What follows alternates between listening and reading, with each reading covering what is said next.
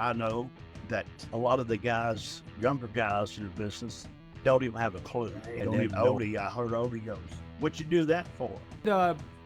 Some training at the Performance Center a few years ago at WWE. How is the Croc got that all screwed up to come and train at the Performance Center, but there's a picture of you wearing the NWA World Heavyweight Championship. what happened to that? I gave it. I did. Give Oh wow! Yeah. Is that the belt? The original belt?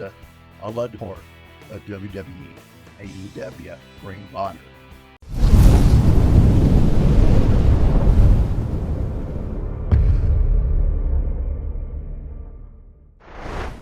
All right, what's going on, guys? This is Angel from Wrestling News Call. I'm here with the one and only Ricky Morton, WWE Hall of Famer, USWA Unified World Heavyweight Champion.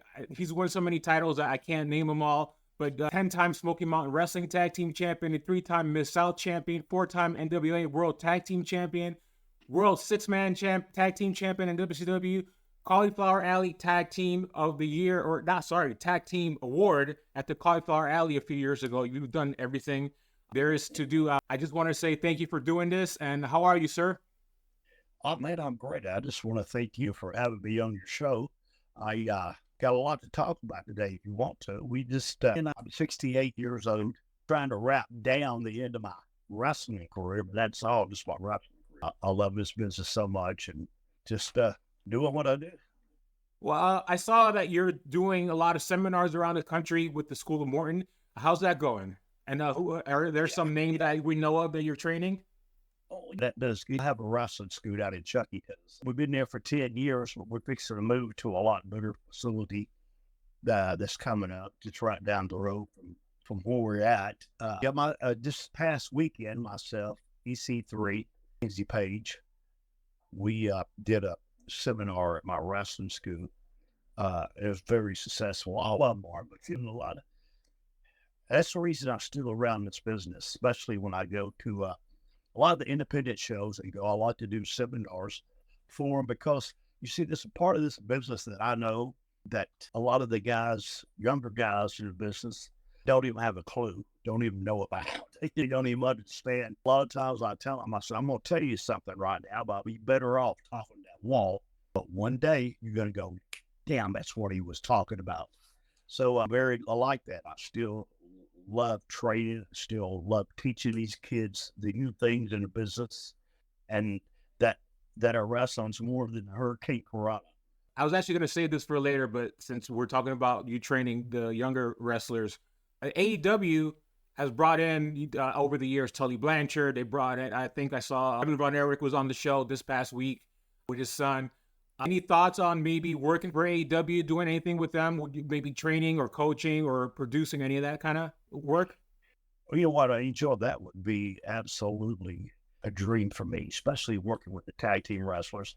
There's a lot more to tag team wrestling and just two guys. I believe if I had the opportunity, if they would give me a chance to come in and do that, I believe I could show a lot more, put a lot more enthusiasm into the tag team wrestling, show the guys how to work with each other, how to bond with each other, so little things in business that's missing.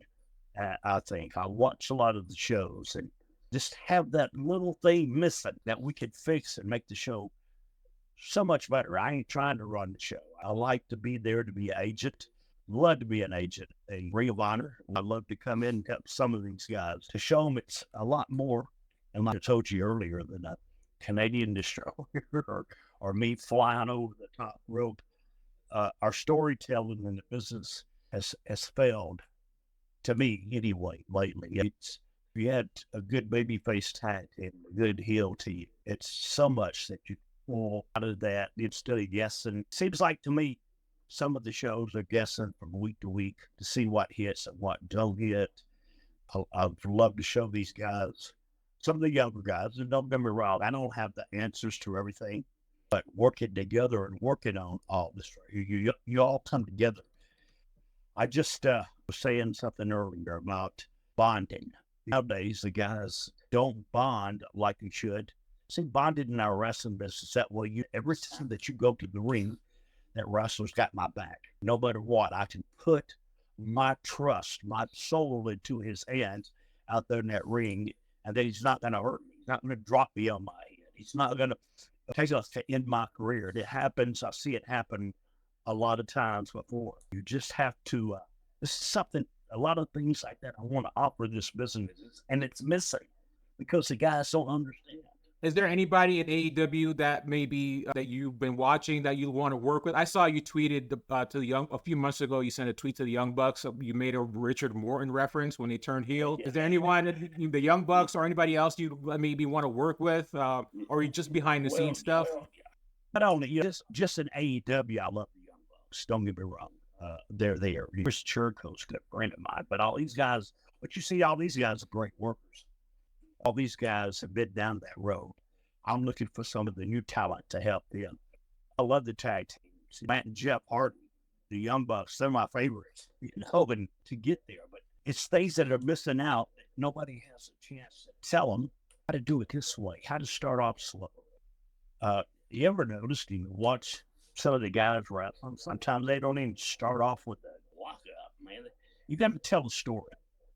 And I learned over the years, and even right now, I'll be 68 years old next month.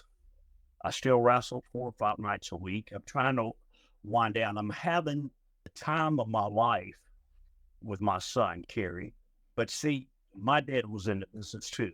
And when I was his age, this is what I did. I spent my time with my dad going up and down these highways, and it gives me an edge. And if you notice my son, Terry, and everybody, Miss Daddy, I'm going to say this, and I'm going to say that, but truly stop and watch and watch how he conducts himself. He understands the business. He knows how to work. He knows which direction to go. He's not lost. It takes a lot for that. He's with the NWA, and he does real good with them. But later on in life, we all go different directions in different ways. But really, it's just to help these young kids, help them understand. You go to a lot of places, and I asked some of the students while I'm doing a seminar, hell, they don't even know the past of our business. They need to do the research. They need to know the history of professional wrestling, what it's about, and how it actually really started. None of these guys know this.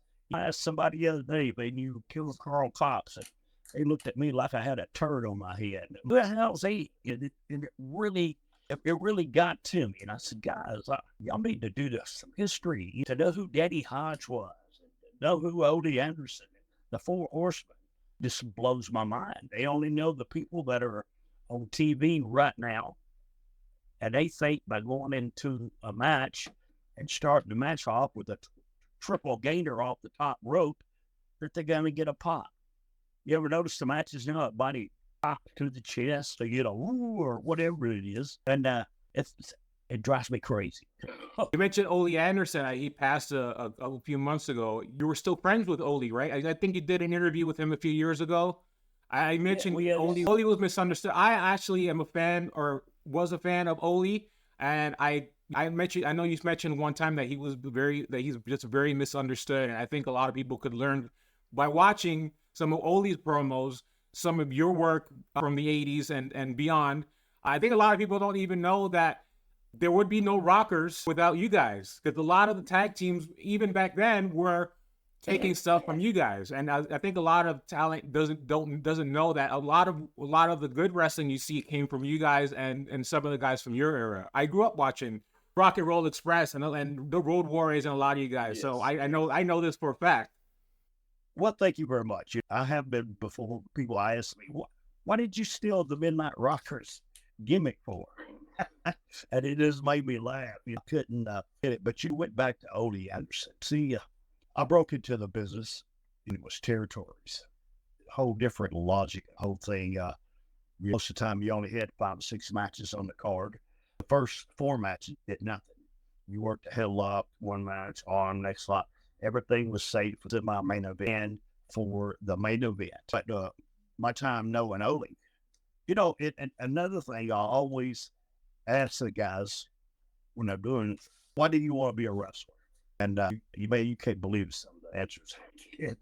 Some of that, it's not about knowing the business. But see, then they ask me, well, why did you want to be a wrestler? Well, I said, well, my daddy was in the business. I grew up put the ring up every night. My daddy refereed the shows. And this was the part of being with small territories.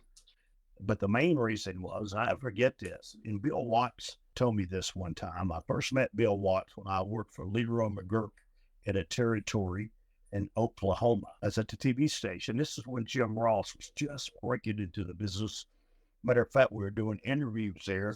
But see, Bill Watts, Louisiana, he did tapings there, and he walked the door and produced it. And first thing he said to me was, "Well, you're never going to make it in this business. You're too little.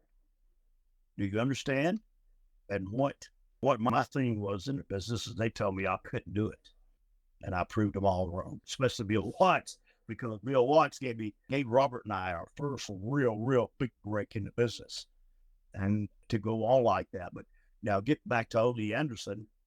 Ole, he was a hard dude to get along with too. He didn't like small guys either.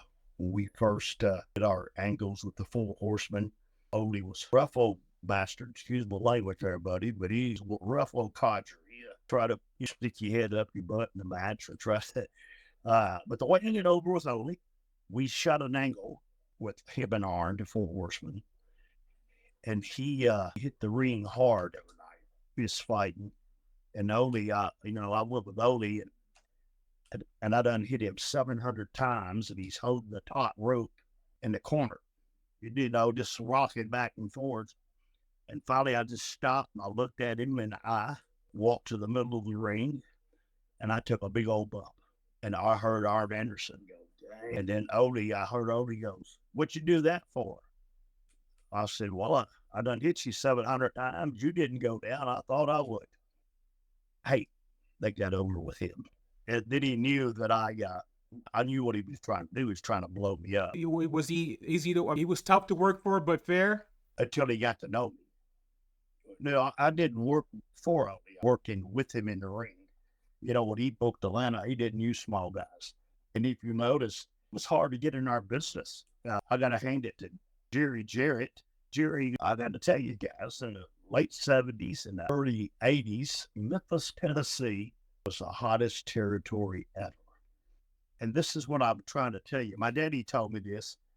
This is where I was talking about him earlier. We ride down the road. He said, "Listen to me. When you go into these territories, it's one thing you got to understand. You're never going to get over the owner or the booker. But always remember this. You got to have a semi-main event. And having a semi-main event is tag teams."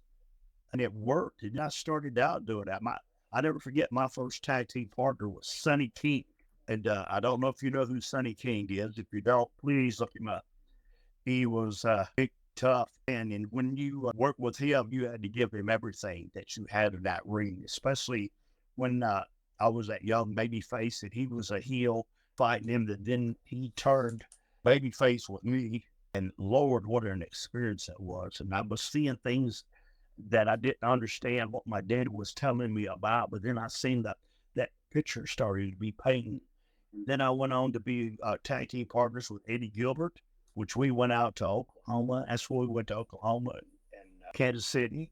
And then I tagged him up with a guy named Ken Lucas.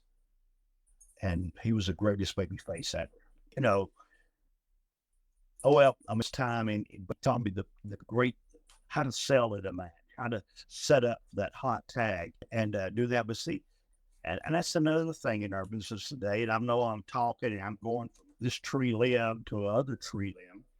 But if you notice in the tag team wrestlers and stuff, that they never set a good heat on the baby face to set up for that hot tag, to get that big pop, because they think their whole match is just hot spots.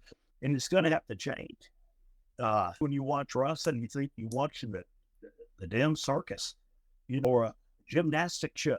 And let's get back to telling stories in this business. Let's get back to having how angles go on for 3 and 4 and 5 months. And do that, but being out of Memphis, I learned a lot there, buddy. And you learn it the hard way. So, what I like, I do a little work with my son in NWA. I'd like to help build NWA to what it used to be. Sometimes our communication are not the same page. I love working there. I love Billy Corgan. I love all the people that work there. Billy tries to make it a tight-knit company, and which it is. He always takes time to listen. I like that. Some training at the Performance Center a few years ago at WWE. Is there any reason why? What happened? Is there anything? Yes. Any reason why you don't know? Or They contracted me. Crap, got that all screwed up to come and train at the Performance Center. But see, I'm over 65, and you have to get all these tests done. And it came to the last one. It's called a stress test. But my insurance wouldn't pay for it. It cost $8,000 a stress test. And I just told her, I said, man, I can't afford to get that stress test done. But it not for me. It's not a job. They wanted me just to come and work out for a couple of weeks. And that was cool for me because, I know I'm 60. I'm still in a ring trainer. I mean, to sit here and watch the TV, I look at it and tell you things that you're doing wrong. But when I go to my cemetery, I'm in the ring. I can tell you, I'm not out there trying to impress anybody. And I tell these guys all the time, too, if you're trying to impress me in this wrestling ring, shit, a fruit salad.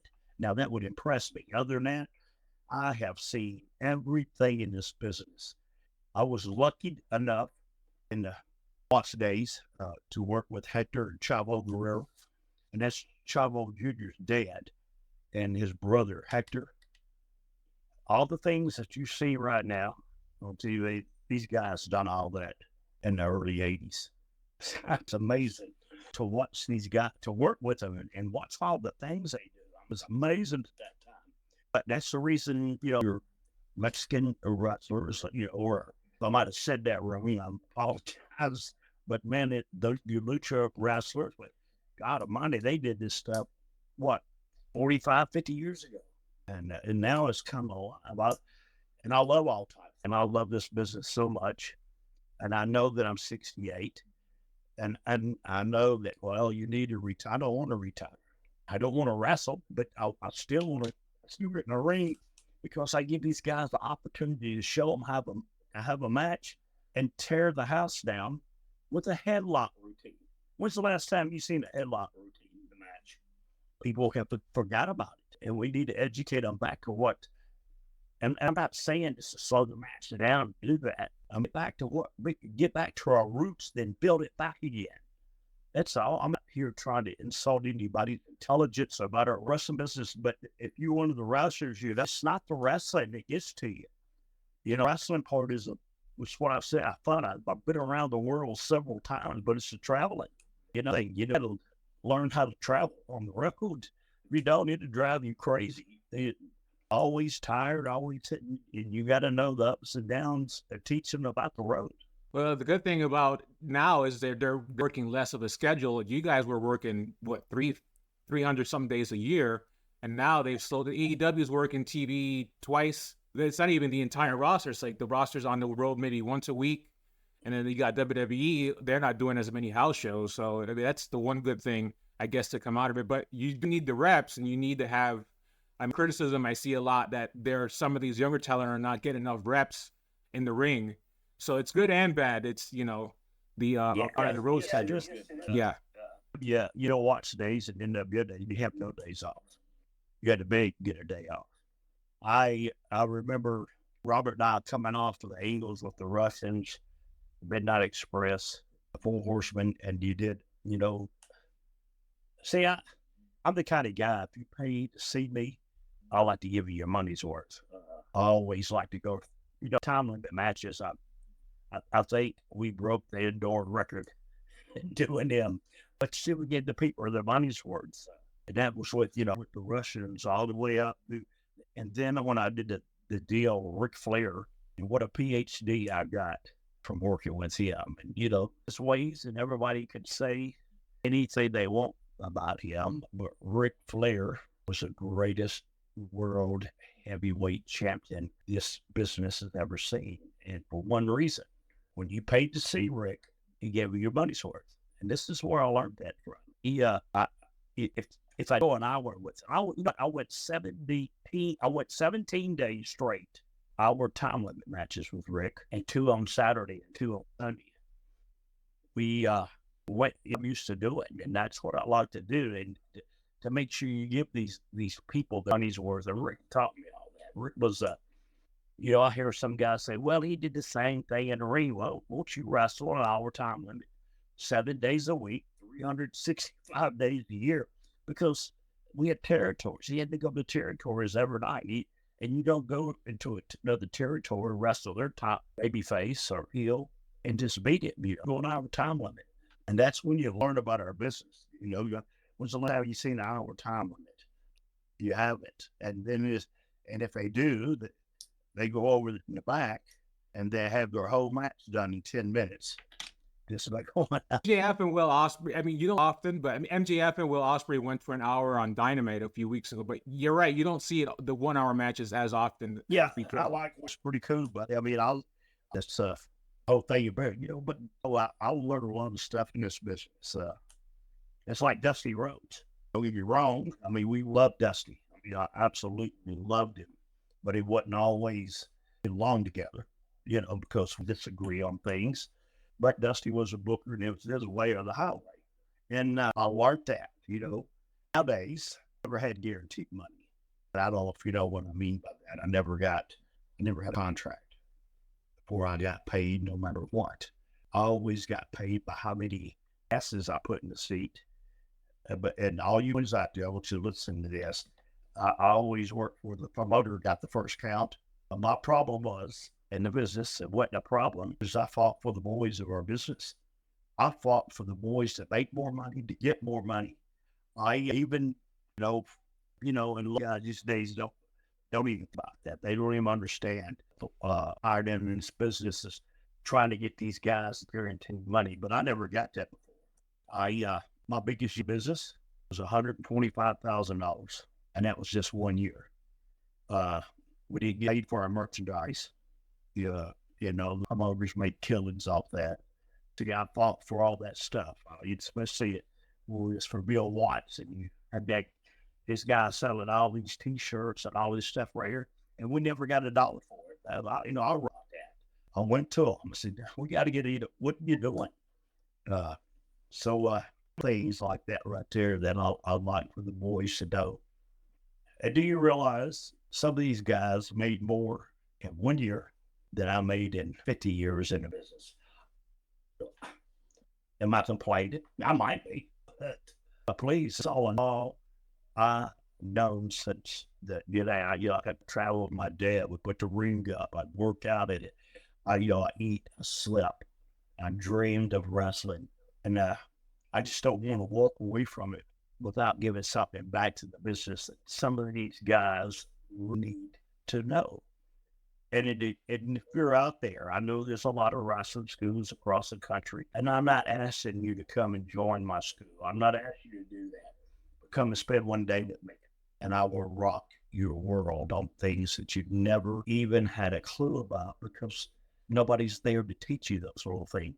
If you don't mind me asking, you mentioned Ric Flair earlier. There's a picture of you wearing the NWA World Heavyweight Championship. I'm sure you've been asked this before. Did you have that title and you had to give it back? Was that the story? What happened there? I gave it. I did get back. Yeah. You know what, Rick, let me tell you, I wrestled this guy so many times. I've been Richmond, Virginia for the world title, but it wasn't a part about me giving it back. It was a part about business.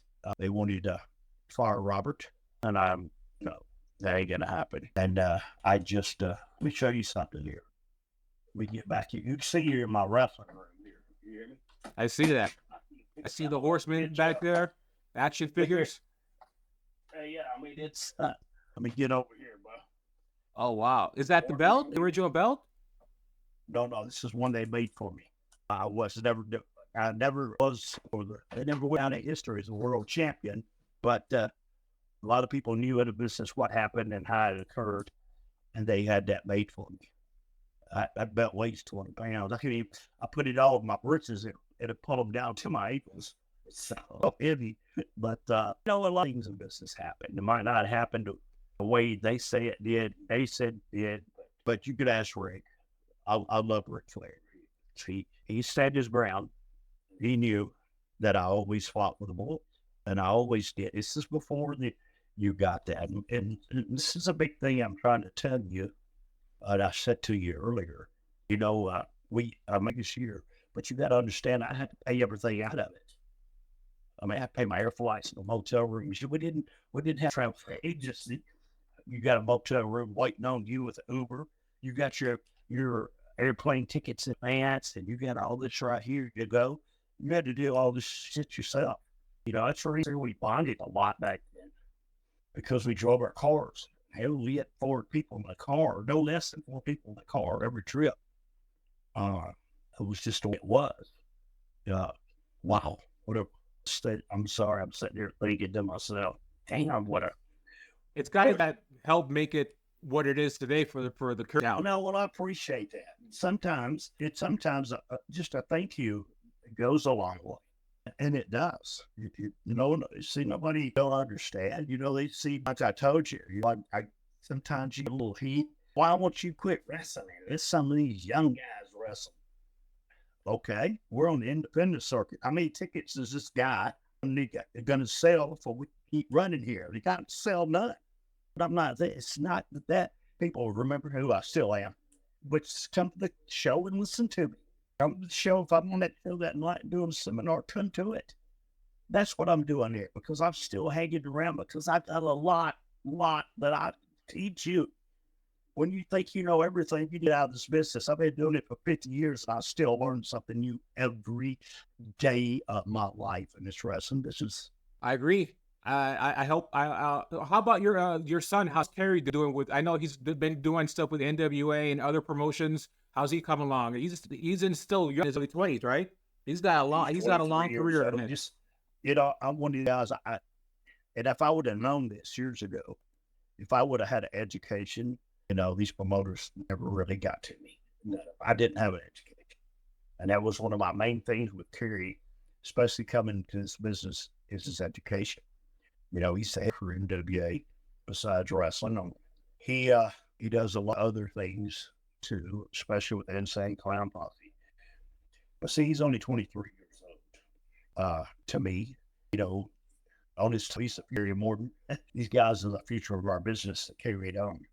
And I'm teaching stuff to Kerry that you won't learn from anybody else because I learned from my dad. And don't get me wrong, it's not that's the reason he's so at the NWA of what he's doing because of his education and plus growing up in the wrestling business and understanding the business. Kerry's is a kid. We used to flare Rick. I seen Rick not long ago, and he told me, said, "Ricky Morton, I met your son." He said, "I've never met so much of a respected, well-mannered kid in my life." And see, that's a compliment. Everything else is a trip downtown. But then he asked me, he said, "Is Adria there?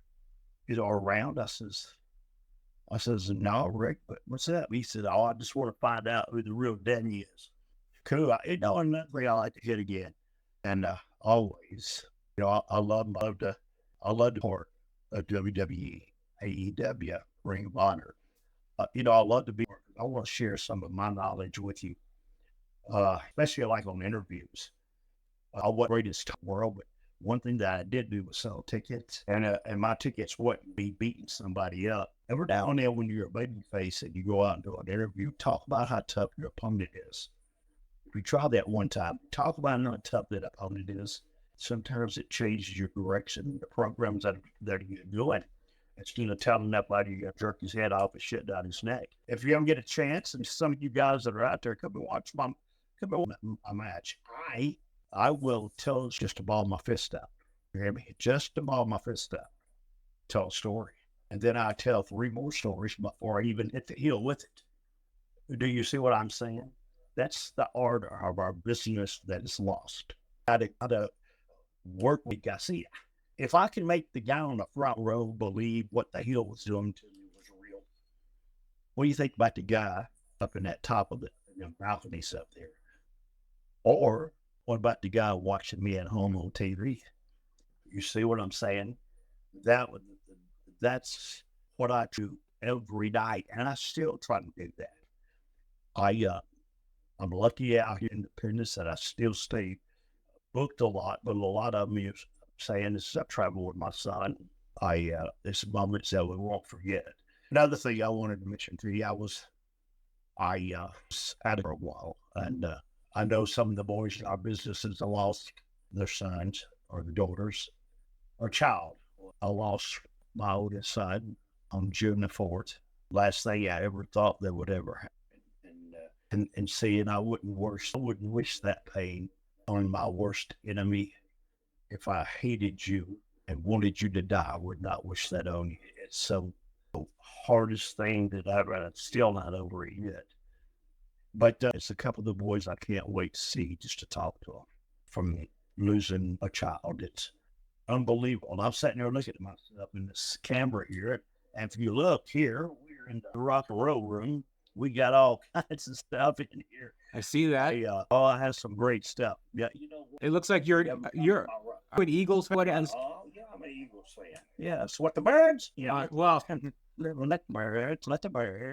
That's the only thing I can't. That's on is football. Well, Eagles fan. I thought Ricky Morton was one of the greatest ever, but he's the Eagles fan, so I'm not sure about that anymore. No. Oh, I got you. But you know, my thing is because I wrestle in Philadelphia a lot. And now at the end of this month, guys, the ECW building, NWA is going to be coming to Philly. If you're out there listening, if you're in Philadelphia, you know, go on NWA social media. We're going to have a hell of a show there. My son will be there. It'd be absolutely wonderful show. But see, the thing about Philadelphia in my day, it was a hill town. And that's the reason I liked it, because them people didn't even like ice cream. They were so mean. And since I'm sitting here to explain the things that a lot of the boys in the business don't know now, I wrestled Ric Flair in Philadelphia. And he's the champion, so I went out first.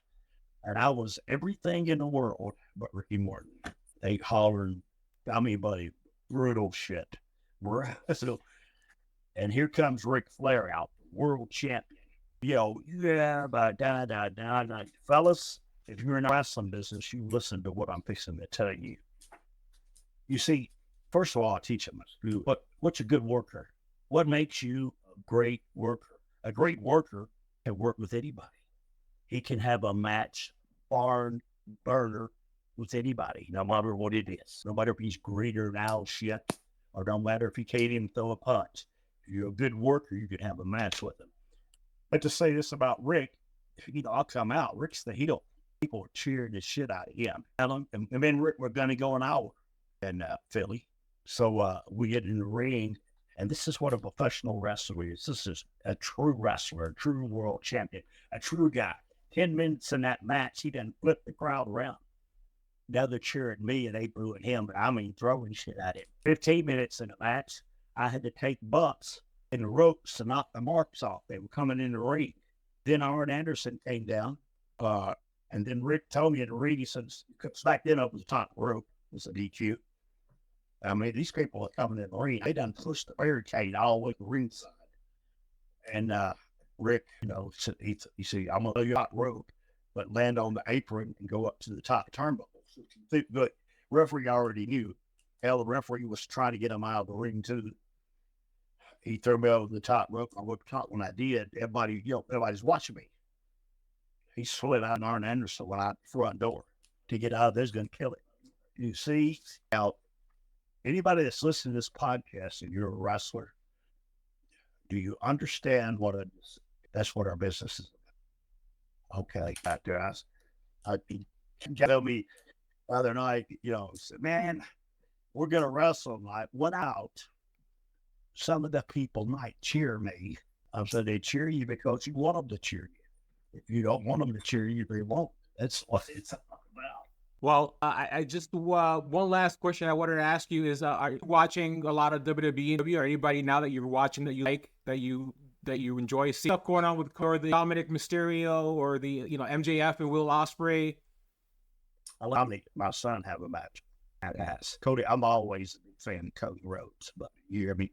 Always, ever since I've just always been a fan of his. He come from some good roots, bro.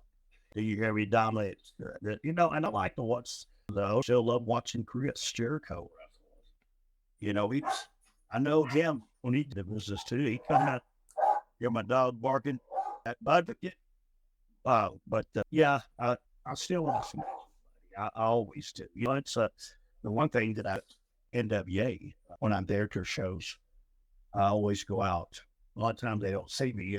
If I'm not on that show, I'd walk in the crowd and sit down and watch the match. And I make myself a fan, and I see what I like and what I don't like. And what I do like, I mention it up. We have some outstanding performers in NWA. And I it's this other day, Kinsey Page was our world champion. She's one of the top 3 lady wrestlers in the world. In my opinion, that's my opinion.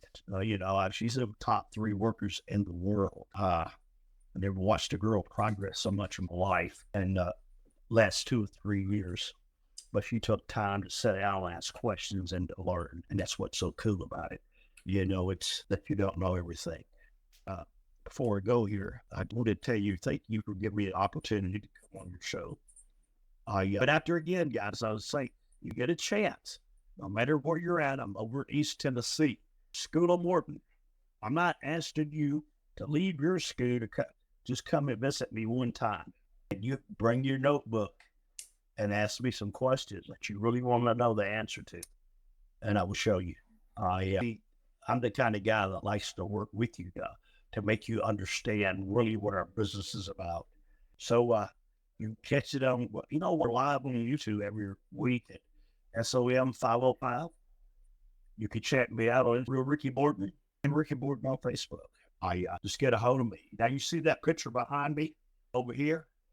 The horseman picture? That's Odie, Tully, Rick, and that's AJ Dillon. That's the first one ever signed. Wow. Yeah, that's the first one ever signed. If you could just only see around this room, you'd flip out. But that's nothing compared to my wrestling school. It's a museum, buddy. It's wall to wall. Cornette, a lot of us probably make a nice chunk of money if you sold some stuff, if you ever decide to do that one day. Some signed items, signed photos, through the website. I probably have to retire. Yeah. I won't be making no damn money. Right. But thank you, buddy. Thank you so much, Angel, for having me on your show. Oh, thank you so much. And maybe we'll do this again. To all the wrestling fans out there, listen, let me say this too, to all the wrestling fans that are listening, professional wrestling, independent wrestling, go out and support them all. Because for you guys, none of us could be doing what we're doing and chasing our dreams. It's up to the wrestling fans. I've always done this all my life. We depend on you to come out and see us. We depend on you to come out. And it's all right if you don't like somebody or you really like somebody. Or if you the show might not be yours. Like I've said, we're dependent on you. You will never know what star you might in your own town on WWE or AEW or NWA, Ring of Honor. Oh, you guys have a blessed day. You, Angel, God bless you, my friend. Thank you. I'm a true believer. Have a good one. Thank you so much. Thank you so much.